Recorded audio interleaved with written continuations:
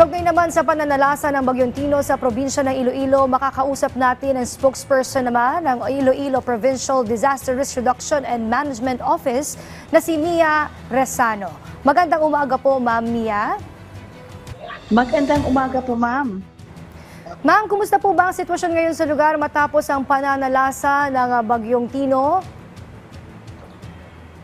Hello po. Medyo po hindi ko narinig yung unang sinabi nyo. Yes, ma'am. Kumusta po ba ang sitwasyon ngayon sa inyong lugar matapos ang naging pananalasa ng Bagyong Tino? Okay po, kasi dito sa probinsya ng Iloilo, uplift lang po yung tropical cyclone signal natin dito. Minimal yung structural damages sa Iloilo, primarily partial house damages and minor infrastructure yung impact natin. Minor yung impact dito sa Iloilo. Pagdating naman po sa mga naapektuhang mga lugar, kinailangan po ba natin na mag-evacuate ng ilang mga individual o pamilya? At meron po ba tayong datos kung ano-ano mga barangay po ito? Yes po, a day before the typhoon hit the province, the governor issued a memorandum, our PDRIMC chairperson, to our local government units to have their preemptive evacuation. Pagdating naman po, ma'am, doon sa mga tulong na naibigay o ibibigay sa kanila, mayroon na po ba nga naipaabot o nakarating sa ilang mga evacuation centers? As to the resources po, ongoing pa yung verification natin from the LGUs, but our resources po on standby. May naitala po ba kayong mga untoward incident, yung mga naharangan ng mga kalsada o bubagsak ng mga puno na hindi pa nadadaanan sa ngayon sa ilang mga lugar? Yes po, marami pong nabagsak na puno, pero ongoing po yung clearing operations natin sa ilalim.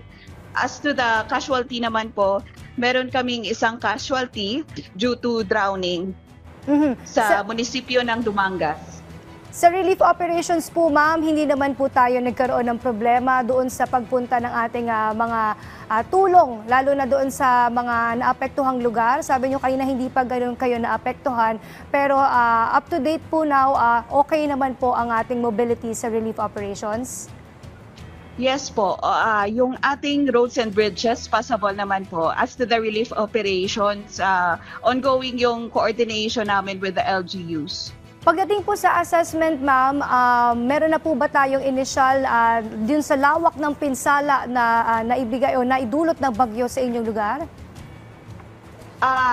Yung sa infrastructure natin po is minimal lang, but we're still waiting for the reports of our local MDRIMOs as to the damages on agriculture. Baka po kayo ay merong mga panawagan, kinakailangan po na tulong at ipaabot sa ating mga kababayan, lalo na dun sa mga nais magbigay din ng tulong o mensahe. Baka mayroon po kayo. Go ahead, ma'am. Opo, yung province of Iloilo is prepared po.